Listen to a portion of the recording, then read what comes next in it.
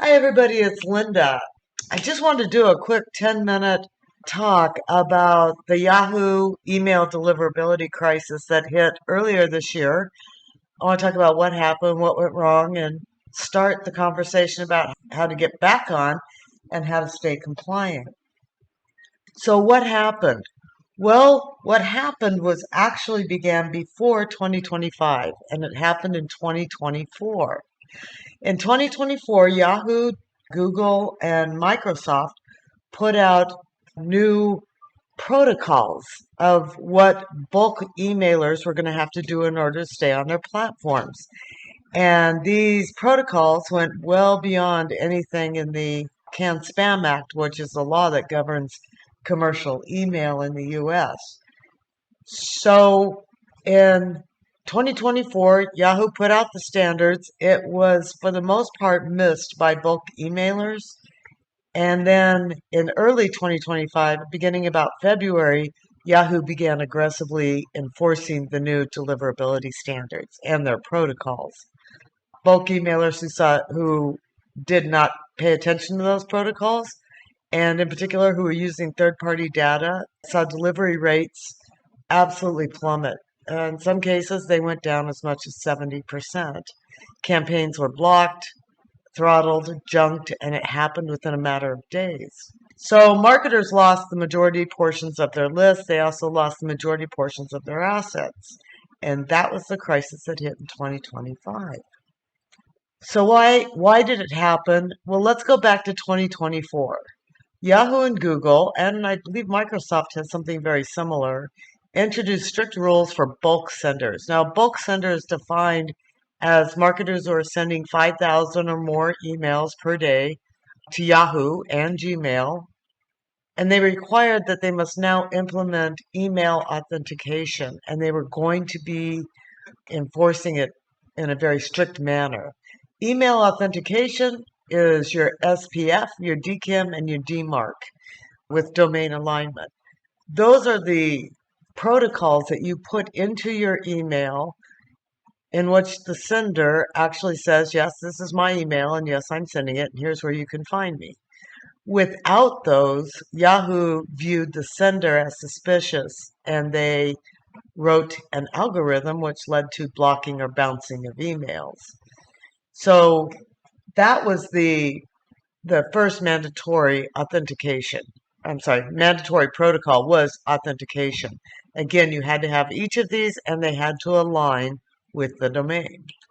The second issue was they were going to plummet spam complaint rate limits. Email recipients can regularly file spam complaints at any time, and on each of the platforms, there's an easy button for them to use to just simply identify it as spam. Yahoo and Google required senders to keep those spam complaints under 0.3%. Ideally, they wanted under 0.1%, and that is still going to be the Gmail standards. You've got to get it under 0.1%. Exceeding this threshold would cause the algorithm to either throttle or blacklist the sender. The other interesting thing that they implemented, which I think everyone missed, was a one-click unsubscribe and prompt removal. One unsubscribed is in the header, so marketing emails must now include one-click unsubscribe, and they must implement that list-wide within 48 hours of its receipt.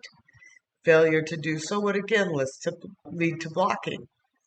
This one was very different because that is not what is required under the Can-Spam Act. The Can-Spam Act requires a suppression link in which you can require the consumer to fill out a request, and then you have 10 days to remove it. This is a new protocol, and it has to be implemented. It is a header, one-click suppression link, and you have to honor it within 48 hours. So the three things initially that we looked at that caused the crisis was authentication, SPF, DKIM, DMARC. Emails were immediately rejected or dropped if any of those three things were missing or if they were not aligned to the domain. Spam complaint rates over 0.3% were automatically flagged or blacklisted. They would prefer you get them down to 0.1%. You'll see later on that this is where third-party data becomes an issue. And then one-click unsubscribe in the header with immediate opt-out. Again, if that was not present, campaigns were blocked or bounced. So let's talk about the third-party data problem. This would be data that is not collected by the mailer who is using data in order to send the commercial email. Marketers using third-party data have an issue because the recipient doesn't often recognize the sender. They did not give the sender direct permission to email them a commercial offer, and they're unaware as to how their data was shared or sold.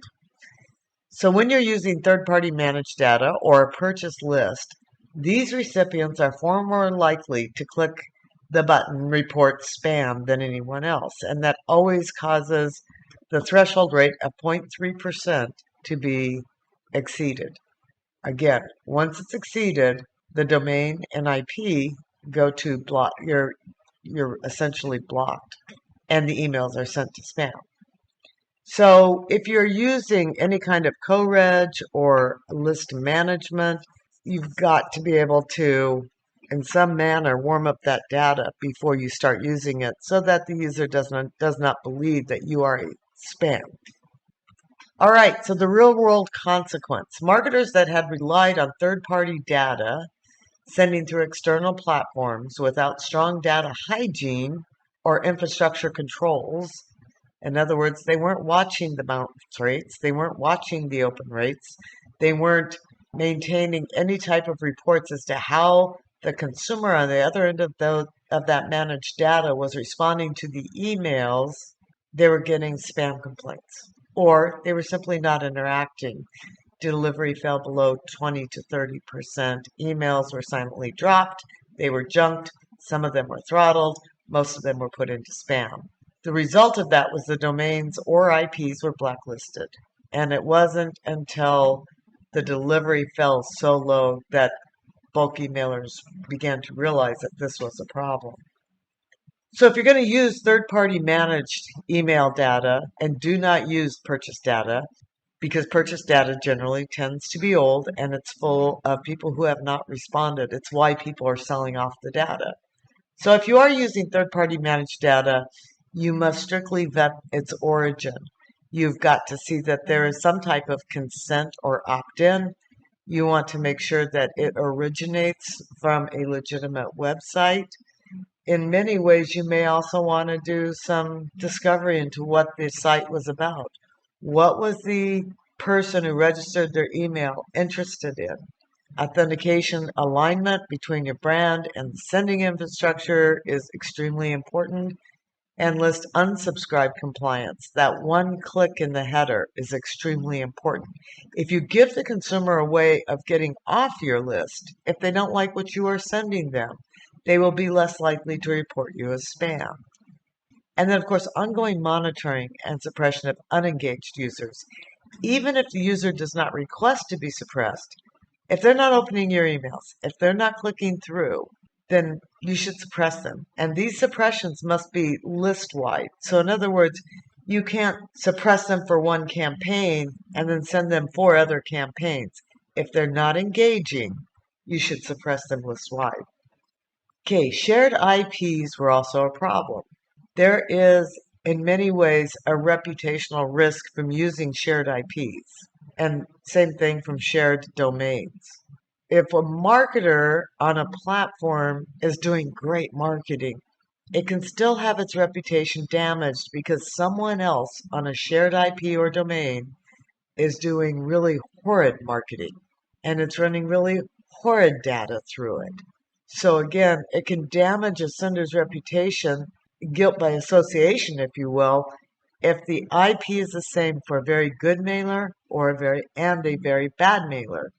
I think the use of shared IPs is probably now over. Okay, so what do you do now in order to stay compliant? Well, there's 3 things you should do right away. Number 1 is make sure your SPF, your DKIM, and your DMARC are correct and in alignment. Number 2, implement a list unsubscribe header and honor it within 48 hours. Number 3, take a real good look at the data that you've been using and clean it up. If you have people on there who are not engaged, remove them. If you have people who request to be removed, remove them and remove them list-wide. Number 3, monitor spam complaints, and you should be doing that daily to try and keep them well under the 0.3%. And then use inbox monitoring tools such as Google Postmaster tools to track delivery and to track your reputation. I'm going to follow up in a separate 10-minute talk to give you some more ideas. But if you have follow-up or you have questions, please reach out to your compliance advisor or your marketing counsel. And remember to always make compliance a competitive edge and not a crisis point. Take care.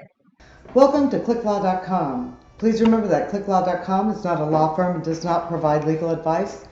The use of these materials and the presentation today is not a substitute for legal advice. We strongly recommend that you consult with a competent attorney to ensure that these materials address your specific situation. In fact, we recommend that an attorney be consulted for all legal matters. No attorney-client relationship is created by the use of these materials.